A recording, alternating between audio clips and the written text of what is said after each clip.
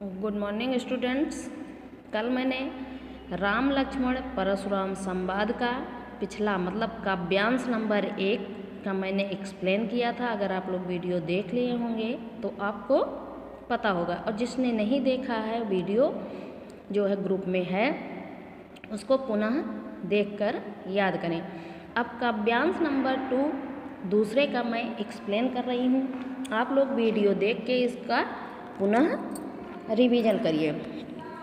लखन कहा हम हमरे जाना, असुनहु देहु सब धनुष समाना।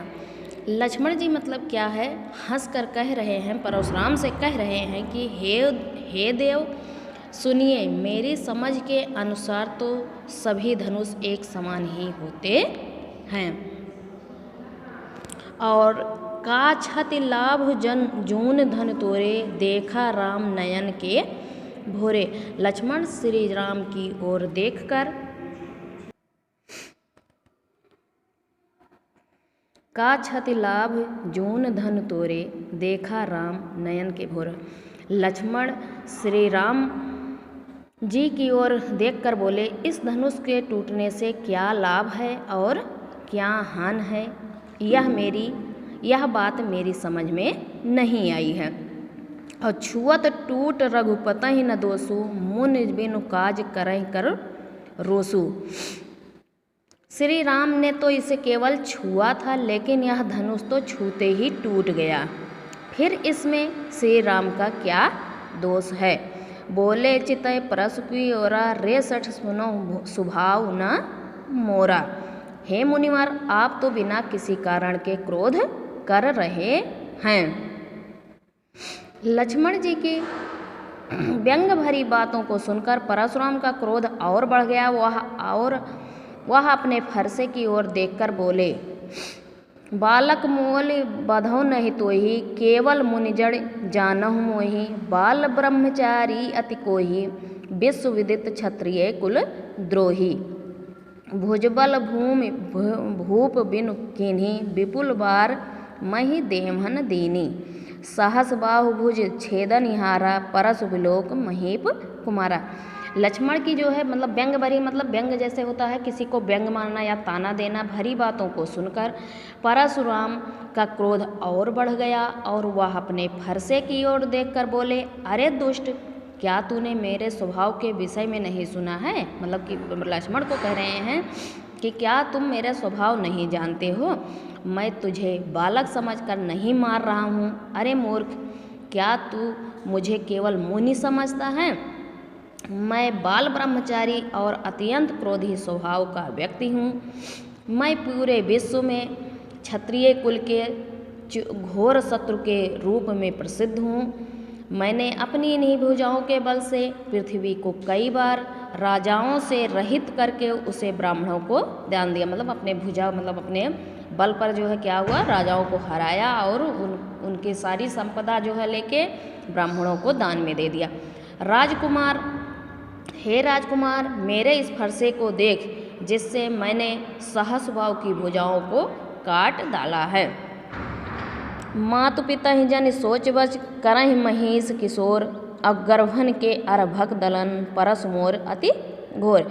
अरे राजा के बालक लक्ष्मण, तू मुझसे भिड़कर अपने माता पिता को चिंता में मत डाल, अपनी मौत न बुला। मेरा फरसा बहुत भयंकर है, यह गर्भों में पल रहे बच्चों का भी नाश कर डालता है। मतलब जो पेट में बच्चे पलते हैं इतना मतलब भयंकर है कि यह उनको भी मार डालता है। नेक्स्ट काव्यांश है तीसरा पद कि बिहस लखन बोले मृदुबानी, अहो मुनिस महाभट मानी। अपुन पुन मोहि देखाव कुठारू, चहत उड़ावन फूक पहारू। इहाँ कुम्हड़ बतिया को नाही, जे तजनी देख मर जाई। देख कुठारू सरासन बाना, मैं कछु कहा सहित अभिमाना। और भृग सुत समुझ जनेऊ बिलोकी, जो कछु कहाऊँ सहाऊ रिस रोकी। सुर महिसुर हरिजन अरुआई, हमरे कुल इन पर न सुराई। और बंधे पाप अपकीरत हारे, मारत हूँ पाप पारियु तुम्हारे। कोट कुलिस सम बचन तुम्हारा, व्यर्थ धनो धनु बान कुठारा। इसका दोहा है, जो भी लोग अनुचित कह्यों क्षमौ महामुनि धीर, सुनि सरोस भृगुवंश मनि बोले गिरा गंभीर। बिहास माने क्या होता है, हंस, मृदु माने कोमल, बानी माने मतलब बोली। ठीक। परशुराम के क्रोधित वचनों को सुनकर लक्ष्मण अत्यंत कोमल वाणी में हंसकर बोले, मुनिवर आप तो अपने आप को बहुत बड़ा योद्धा समझते हैं और बार बार मुझे फरसा दिखाते हैं। मुझे तो लगता है कि आप फूंक से पहाड़ उड़ाना चाहते हैं, परंतु मुनियार यहाँ पर कोई भी कुम्हड़े के छोटे फल के समान नहीं है जो तर्जनी मतलब उंगली को देखते ही मर जाएंगे।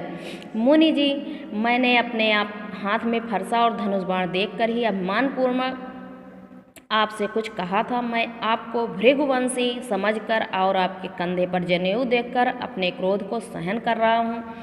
हमारे कुल की यह परंपरा है कि हम देवता, ब्राह्मण, भगवान, भक्त और गाय इन सभी पर वीरता नहीं दिखाया करते, क्योंकि इन्हें मारने से पाप लगता है और इनसे हार जाने पर अपकीर्ति होती। इसलिए यदि आप मुझे मार भी दे तो मैं आपके पैर ही पकड़ूंगा। हे महामुन, आपका तो एक एक वचन ही करोड़ों वज्रों के समान कठोर है। आपने व्यर्थ में ही फरसा और धनुष धारण किया हुआ है। यदि मैंने आपको देख के कुछ गलत कह दिया तो हे धैर्यवान महामुन, मुझे क्षमा कर दीजिएगा। लक्ष्मण के यह व्यंग वचन सुनकर भृगुवंशी परशुराम क्रोध में आकर गंभीर स्वर में बोले।